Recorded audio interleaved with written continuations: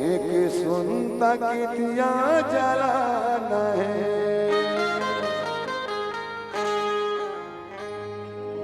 ये गाना बलौदा बाजार के जैसे 3 दिन बाद घटना के बाद हमारे निकाले रहे हैं। अब कल से बहुत समाज में परिवर्तन आए हैं। अब जागो सतनामी भाई मन, एक सुनता के दिया जलाना है। अब जागो सतनामी भाई मन, एक सुनता के दिया जलाना है।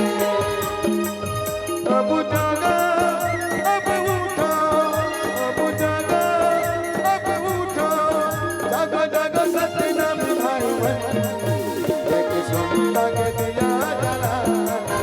अब उठो सतनामी भाई मन, एक सुनता के दिया जलाना है।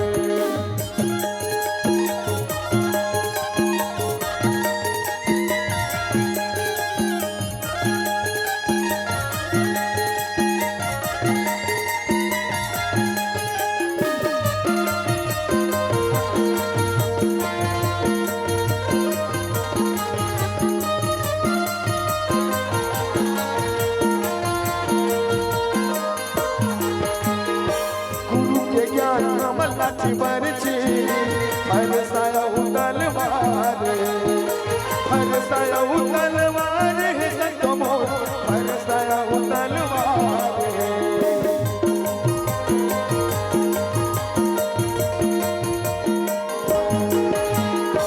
गुरु के ज्ञान में लाठी बरछी हरसाया तलवार है, हरसाया तलवार है संतो मोर, हरसाया तलवार है। अब जागा अब उठो, अब जागा अब उठो, जब जागो सतनामी भाई मन, एक सुनता के दिया जलाना है। अब उठो सतनामी भाई मन, एक सुनता के दिया जलाना है।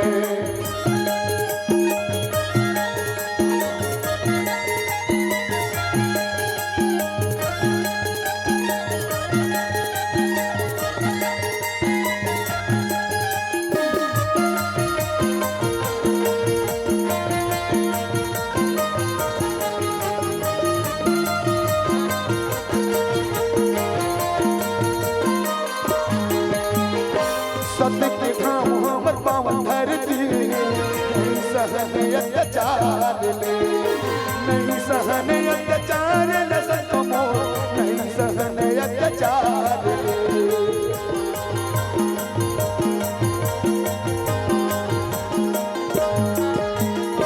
सत्य के धाम हमर पावन धरती, नहीं सहन अत्याचार ले, नहीं सहन अत्याचार ले संतो मोर, नहीं सहन अत्याचार।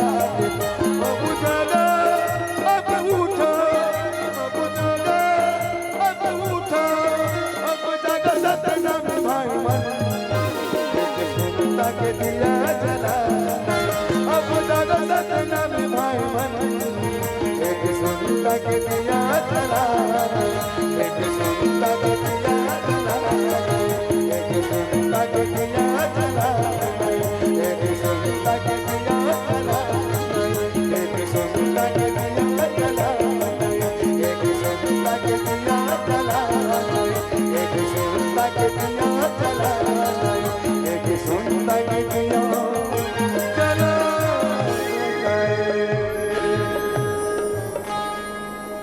अब उठो सतनामी भाई मन,